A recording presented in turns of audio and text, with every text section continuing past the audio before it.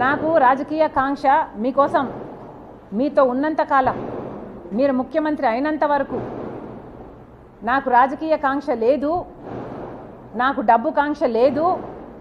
నేను ఏం చేసినా మీకోసం చేశాను, నేను త్యాగం అనుకొని చేశాను, నా అన్న కోసం అనుకొని చేశాను. మీరు ముఖ్యమంత్రి కావాలని రాజశేఖర్ రెడ్డి గారి సంక్షేమ పాలన మళ్ళీ మీరు తీసుకొస్తారు అని నమ్మి చేసిన విషయం వాస్తవం కాదా? మన ఇద్దరము నమ్మే బైబిల్ మీద ఒట్టేసి నేను చెప్పగలను, నాకు రాజకీయ కాంక్ష కానీ డబ్బు కాంక్ష కానీ ఏ ఇతర ఆశ లేకుండా ఆశించకుండా ఏ ఒక్క రోజైనా మిమ్మల్ని ఒక పదవి కానీ ఒక పోస్ట్ కానీ నేను అడగకుండా మీకోసం చేశాను, ఇది నిజం అని నేను బైబిల్ మీద ప్రమాణం చేయగలను. మీరు అదే బైబిల్ మీద ప్రమాణం చేసి నేను మిమ్మల్ని ఈ పోస్ట్ అడిగానని కానీ ఈ పదవి అని అడిగానని కానీ మీరు ప్రమాణం చేయగలరా? నాకు రాజకీయ కాంక్ష ఉంది అని కానీ డబ్బు కాంక్ష ఉంది అని కానీ మీరు రుజువు చేయగలరా? అసలు మనిషి మంచితనాన్ని గుర్తించడం రాజశేఖర్ రెడ్డి గారి దగ్గర నుంచి మీకు ఎందుకు రాలేదు? ఏదైనా ఒక లావాదేవీ కోసం, ఏదైనా ఒక లాభం కోసం ఆలోచన చేసే మనిషి కాదు రాజశేఖర్ రెడ్డి గారు. ఆయన బిడ్డను నేను, ఆయన హృదయానికి దగ్గరగా ఆయన మాటలు వింటూ ఆయన హృదయంలో హృదయంగా పెరిగిందని నేను. ఆయన ఆశయాల కోసం ఆయన ఏ రకంగా అయితే త్యాగం చేసే మనసు ఆయనకుందో ఆ రకంగానే నేను కూడా ఆలోచన చేయాలి, ఆ రకంగానే మీకు నేను సహాయపడాలి. అంత నిస్వార్థంగా మీకోసం నేను త్యాగం చేశాను, మీకోసం నేను నిలబడడం జరిగింది. ఎంత బహిరంగంగా రాజకీయ కాంక్ష వల్ల నెపోటిజం అంటున్నారే,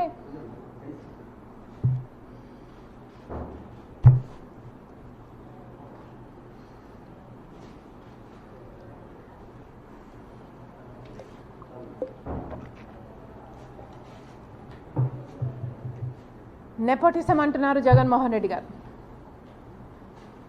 రాజశేఖర రెడ్డి గారి రాజకీయాలలో ఉంటే వివేకానంద రెడ్డి గారు కూడా ఆయన పక్క రాజకీయాలలో ఉన్నాడు, రాజారెడ్డి గారు కూడా రాజకీయాలలో ఉన్నాడు, రాజారెడ్డి గారి భార్య మా జయమ్మ కూడా రాజకీయాలలో ఉంది, సౌభాగ్యమ్మ కూడా రాజకీయాలలో ఉంది. అందరూ ఒక్కొక్క పదవి వాళ్ళ వాళ్ళ టైంలలో చేసిన వాళ్ళు, వాళ్ళంతా ఒకే జనరేషన్కు చెందిన వాళ్ళు. మరి ఆ టైంలో నెపోటిజం ఉన్నిందా?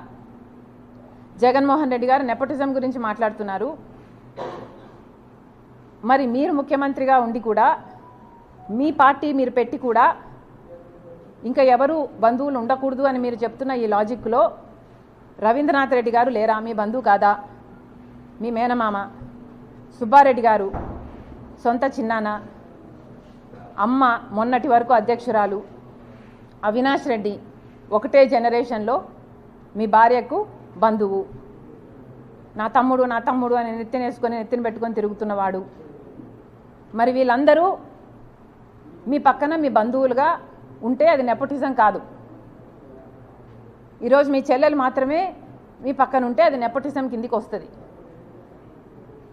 మీ మాటలు మీరు ఎంత ఇన్సెక్యూర్గా ఉన్నారో చెప్తున్నాయి.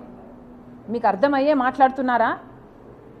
మీ మాటలే మీ క్యారెక్టర్ని కాంట్రడిక్ట్ చేస్తున్నాయి. మీకు మీ చెల్లెలంటే ఇన్సెక్యూరిటీ అన్న విషయము మీ మాటలే బయట పెడుతున్నాయి.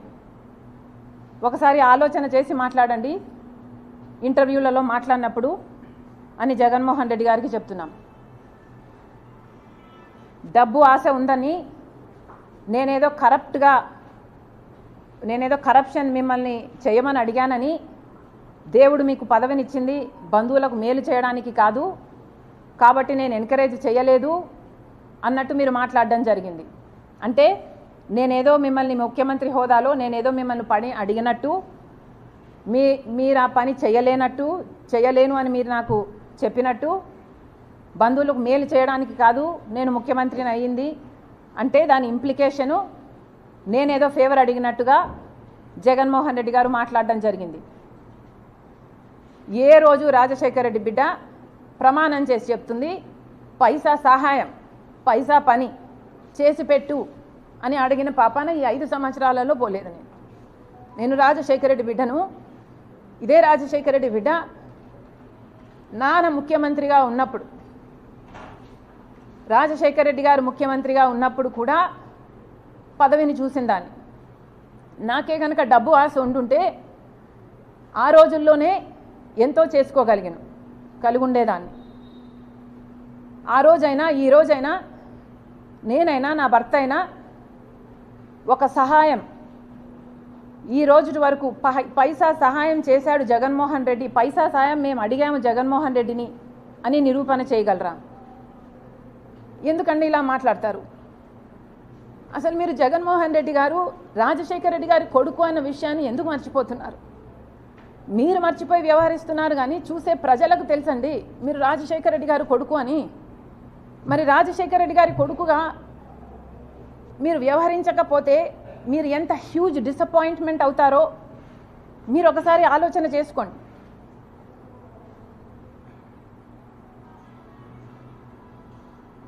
చాలా చెప్పారు, రిలేషన్షిప్స్లోకి రాజకీయాలు వస్తే రిలేషన్షిప్స్ చెడిపోతాయి. జగన్మోహన్ రెడ్డి గారు చాలా లిమిటెడ్గా ఆలోచన చేస్తున్నట్టున్నారు. ఈ ప్రపంచంలో రాజకీయ డిఫరెన్సెస్ ఉన్న వాళ్ళు ఎంతోమంది ఒక కుటుంబంలోనే ఉంటున్నారు. ఒక కుటుంబంలోనే ఒక మనిషి ఒక పార్టీలో, ఇంకో మనిషి ఇంకొక పార్టీలో, అదే కుటుంబంలోనే కొనసాగుతున్నారు. ఇది మీకు తెలియదేమో, చుట్టుపక్కల అడిగి తెలుసుకోండి.